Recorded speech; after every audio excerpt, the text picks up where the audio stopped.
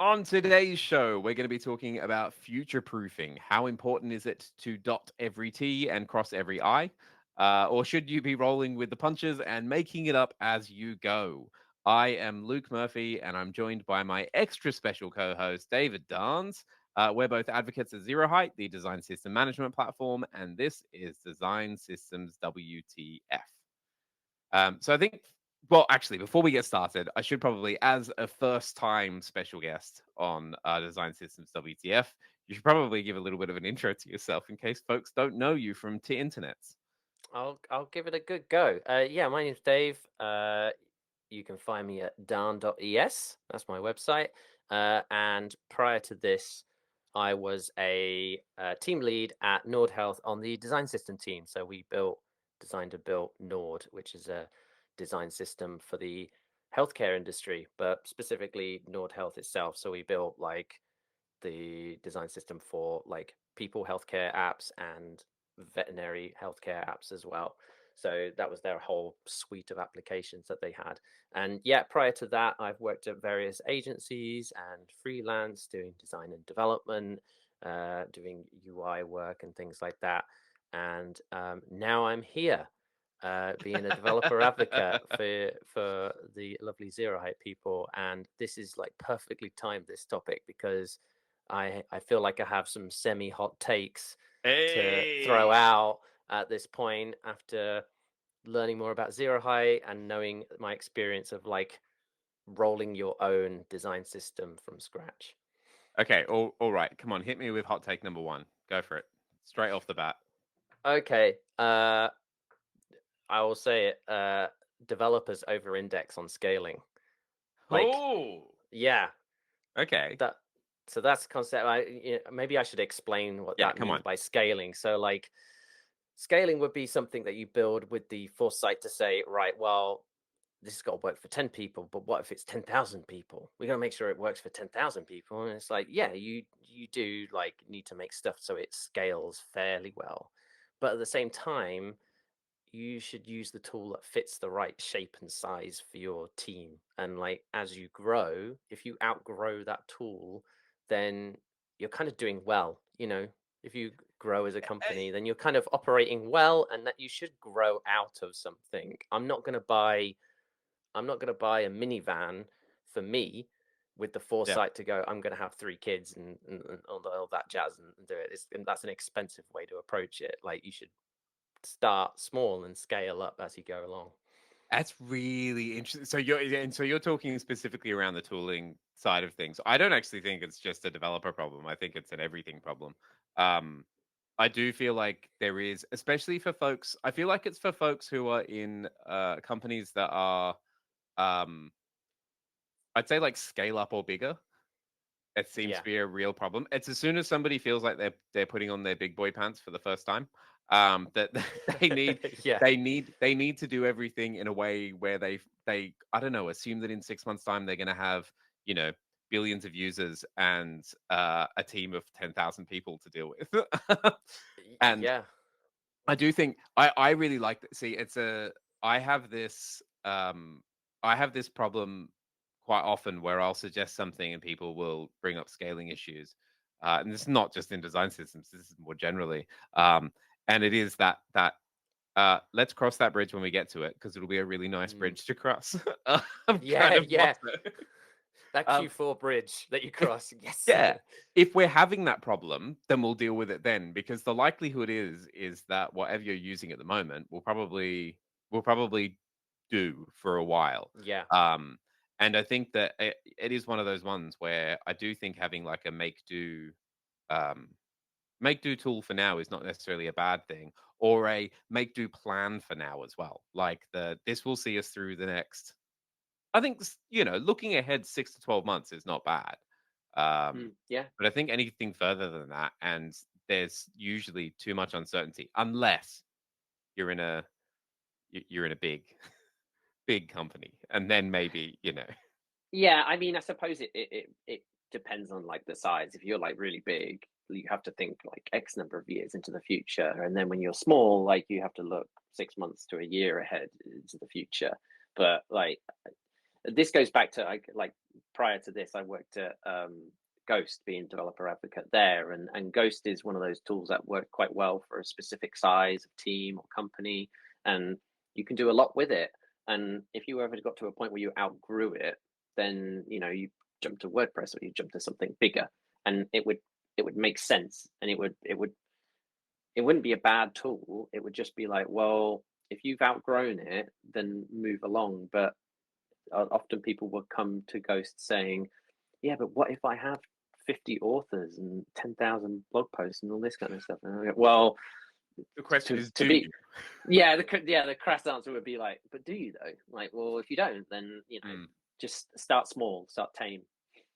Well, and I think that actually, if you think about this from the perspective of um, design system as well, and when you're planning out a design system, I do think that actually being super aware of, I think this actually tracks for anything, but if we're thinking about design systems, it's being super aware of the stages of a design system and being realistic about where you're at and the roadmap for how long it's going to take you to get to those next stages, right?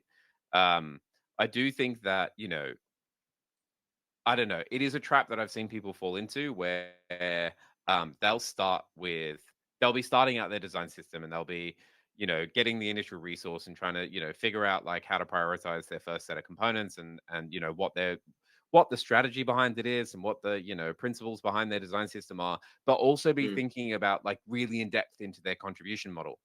Um, where it's like, yeah. yeah, hold on, take one problem at a time, because otherwise, what's going to happen is it's the whole MVP, right? Like, what's going to happen is the MVP of the project is going to take 3 years to launch, which is not going to help Mm. anyone, and more likely means that you're probably not going to have a team in 12 months' time.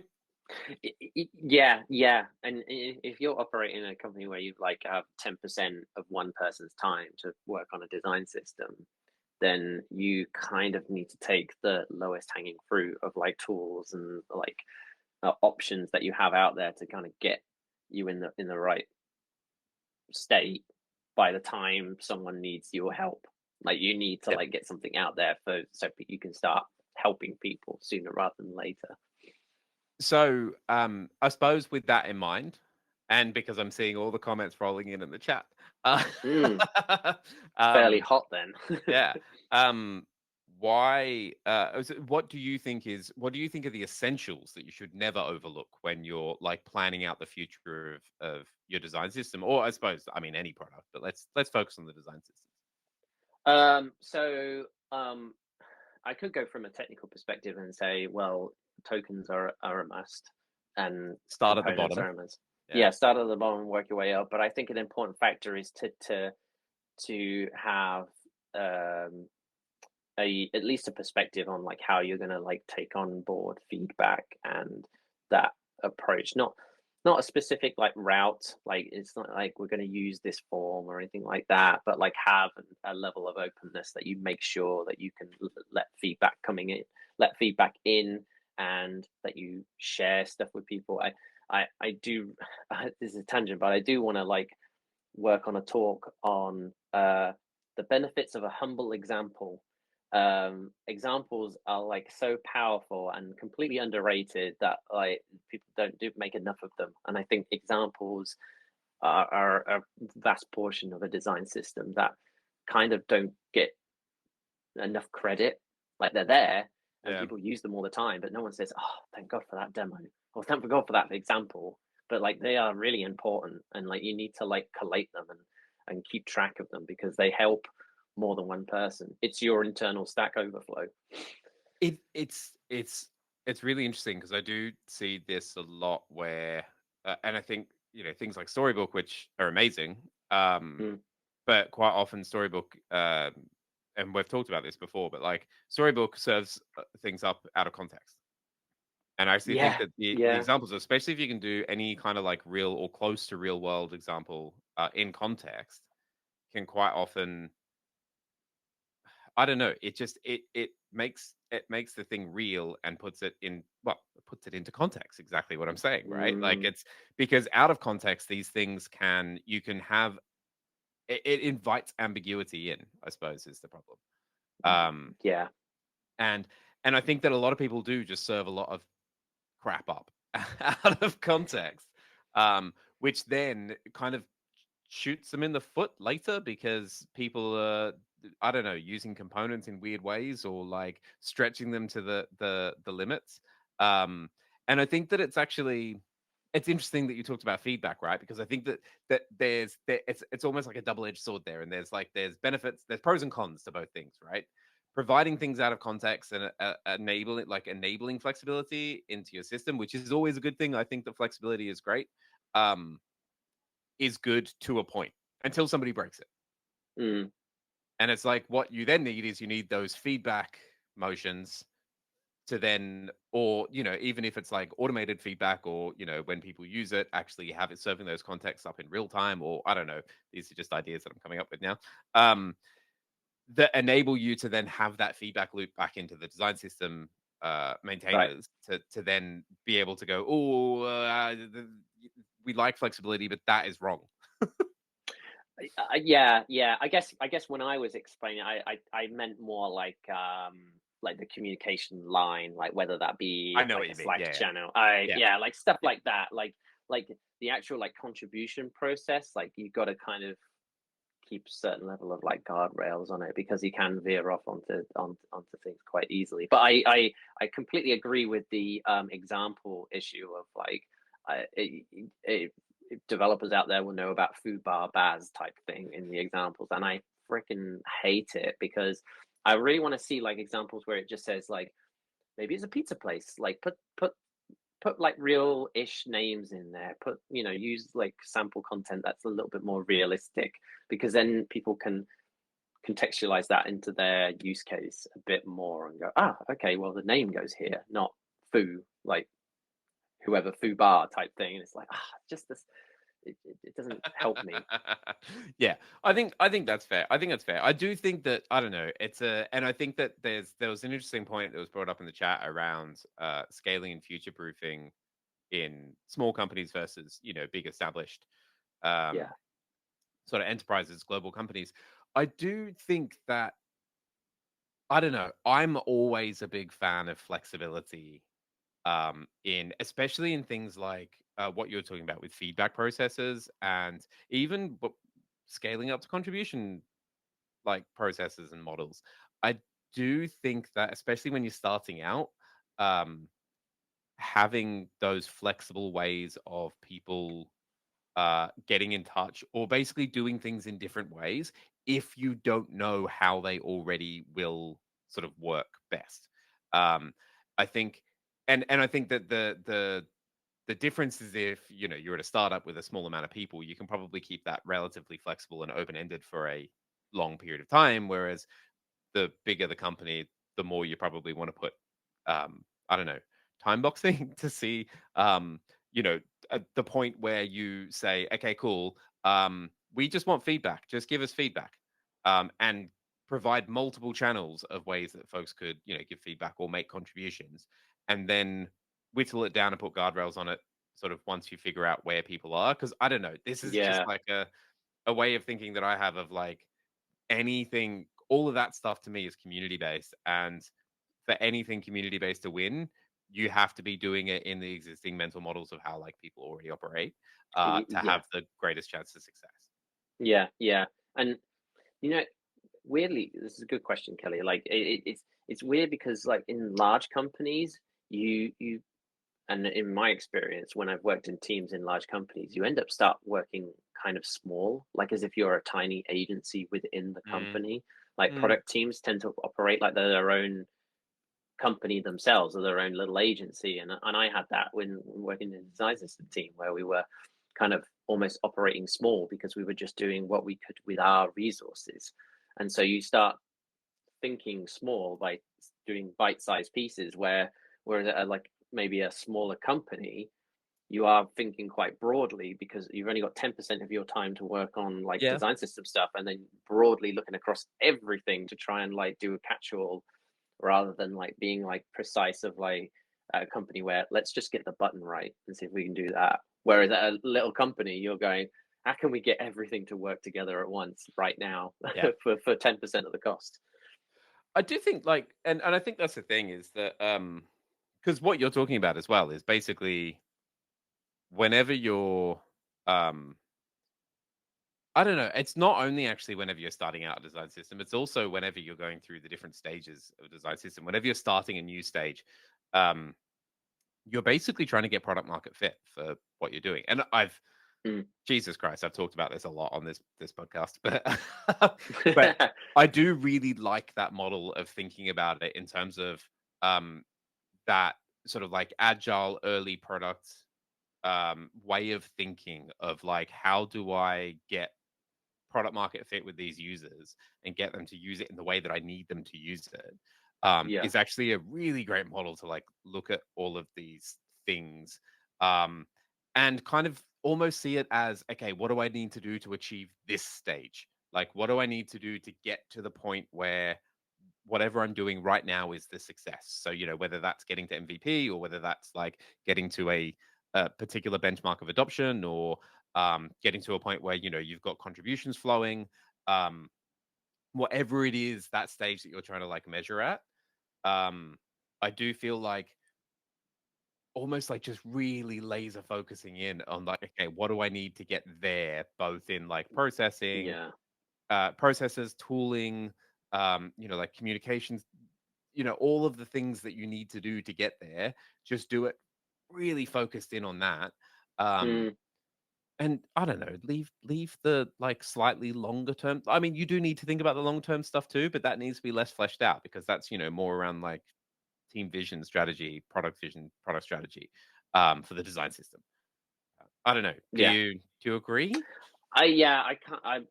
I'm terrible for analogies. I'm such a sucker for them, and I'll use them all the time for everything. And I think of like traveling. Like we're gonna meet up next week actually in person, and like we're gonna have to travel there. And I don't like the plane's not gonna pull up next to my house to get me to like wherever I need to go.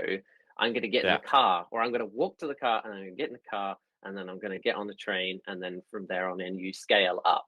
You yeah. don't you don't use jet fuel the entire trip. You scale like up to it. Yeah, So you go, right, I'm going to use the car to its full potential to get me to that point, and then I'll upgrade, then I'll go to the next level and the next level. And it's like what you're saying about getting to that point with that tooling and then evolving from those steps rather than like let's select the tool set that we'll be using in 10 years time and spitball it like and that's going to be you get, and you'll get it wrong, you'll get it. I just know you'll it's get it wrong. yeah.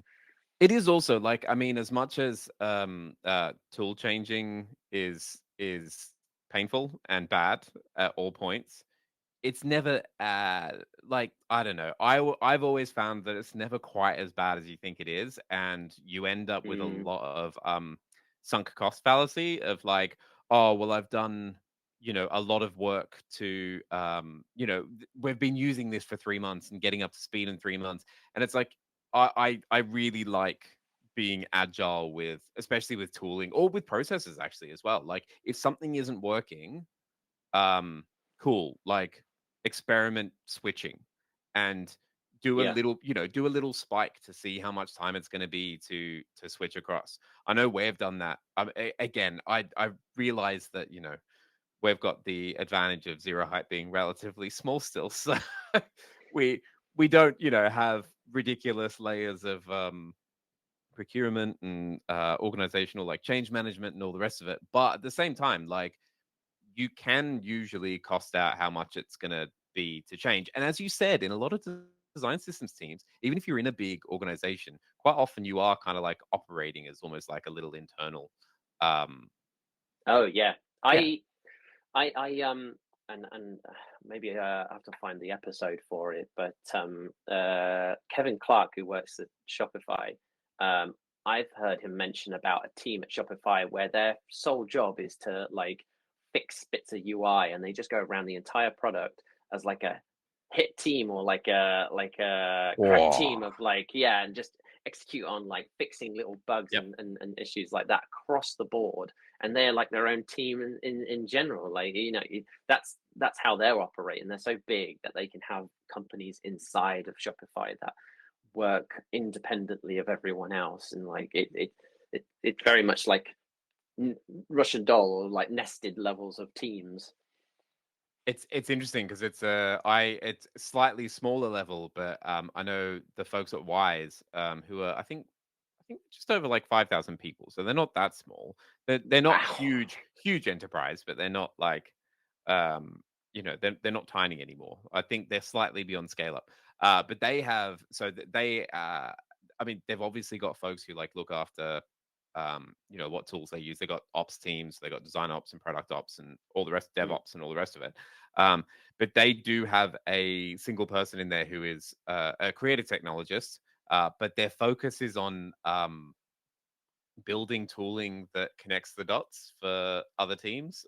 So they started in the Ah, design systems tool, and basically they spend most of their time now creating Figma plugins that just do little bits and pieces that would speed up or provide that little gap between two tools, which I think is just amazing. Of that whole like, it's to me, yeah, it's that very kind of like agile mindset of like, well, we have this problem, we can fix it. Screw it, let's just put one person on that and get them to just quickly build something that's going to like plug the gap for the moment. And I mean, not all the things that they build are massively scalable. They're not things that are easy to, thinking ahead 2 3 years of like, oh, we're gonna really see the value in this in 3 years time when we've rolled this out. It's like, no, build something that works now, and then they make the case later if they need yeah, to make the changes to make it better, which I think is like and really cool. and you get to do a level of like discoverability way earlier. Yeah. Like you can discover like, oh, actually this doesn't work for this case, or actually we over engineered it. We can pare it down. Like, I don't know. I think it's like something that not enough companies have. I love the concept of having like internal tooling teams that aren't mm, focused on just like finding good tools, but doing the whole like finding good tools and then building shit to make them work better. um, yeah, um, I do think like I'd love to see more companies doing more of that because then that's how we get stuff like tokens as well. Like that's what tokens started at Shopify. Was clearly they were like, the way that we currently do things ain't good enough. Let's build our own way of doing it. Um, mm, which is really cool. And now is, on its way to being a standard. I think that's, I don't know. I'd like to see more of that kind of experimentation from teams. yeah, yeah, yeah. That's it for today. If you've got any questions that you want to fire across to us for for this episode or for the next episode and ideas for the future episodes, please send them through either via the Zero's Slack community, which you can reach at zeroheight.com/Slack. You can find us on X at zeroheight. You can't find us on much to Dave's chagrin. You can't find us on Mastodon or Blue Sky yet, but I'm sure it'll happen very soon. Or you can email us at community@zeroheight.com. Thank you so much for joining us, Dave. Thank you. Until the next episode, see you next time.